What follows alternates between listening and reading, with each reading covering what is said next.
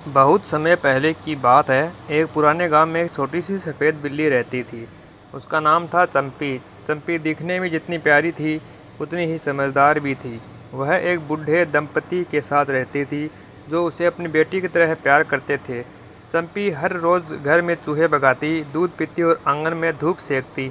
गांव के लोग चंपी की चालाकी के बहुत किस्से सुनाया करते थे। एक दिन गांव में खबर फैली कि पास के जंगल में एक मोटा ताज़ा लोमड़ आया है जो गांव के छोटे जानवरों को पकड़कर खा जाता है। यह सुनकर सब जानवर डर गए। अब चंपी ने सोचा, अगर लोमड़ी गांव में आ गई तो वह मुझे भी नुकसान पहुंचा सकती है। मुझे कुछ करना होगा। अगली सुबह वह जल्दी उठी और गांव के बाकी जानवरों को बुलाया, कुत्ता, मुर्गी, बकरी और एक बूढ़ा तोता। चंपी ने कहा, अगर हम सब मिलकर योजना बनाएं तो हम इस लोमड़ी से अपने गांव की रक्षा कर सकते हैं। तोता बोला, तू तो छोटी सी बिल्ली है, तू क्या कर लेगी उस भयानक लोमड़ी का। चंपी मुस्कुराई और बोली, शक्ति से नहीं बुद्धि से बड़ा जीता जाता है। उसने एक योजना बनाई। उसने कहा, हम सब मिलकर एक जाल बिछाएंगे और लोमड़ी को चालाकी से उस जाल में फंसाएंगे।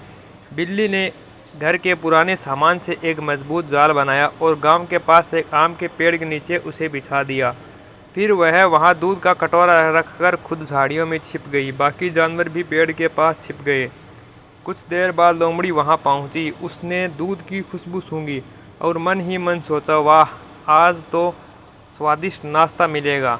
जैसे ही वह दूध पीने के लिए झुकी, चंपी ने फुर्ती से जाल का एक सिरा खींचा और लोमड़ी उसमें फंस गई।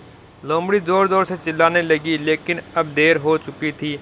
कुत्ता भौंकता हुआ आगे आया और बोला, अब तू गांव में डर फैलाने नहीं आएगा। लोमड़ी ने डर के मारे माफ़ी मांगी और कहा, मुझे छोड़ दो, मैं वादा करता हूं कि दोबारा गांव की तरफ नहीं देखूंगा।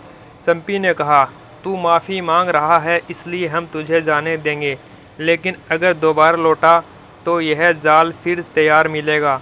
लोमड़ी ने सिर झुकाया और जंगल की ओर भाग गया। सभी जानवर बहुत खुश हुए और चंपी की बहादुरी की खूब तारीफ की। मुर्गी बोली, हमें लगता था कि हम सब कमज़ोर हैं, लेकिन चंपी ने हमें सिखाया कि एकता और बुद्धि से कोई भी मुश्किल हल हो सकती है। तोते ने शर्मिंदा होकर कहा, मैंने चंपी की ताकत को कम आंका, लेकिन आज मैं समझ गया कि असली ताकत दिमाग में होती है, न कि शरीर में। इसके बाद चंपी पूरे गांव में हीरो बन गई। बच्चे उसके साथ खेलते, बूढ़े उसे आशीर्वाद देते और जानवर उसे अपना नेता मानने लगे। चंपी का नाम गांव के इतिहास में एक बुद्धिमान और साहसी बिल्ली के रूप में दर्ज हो गया।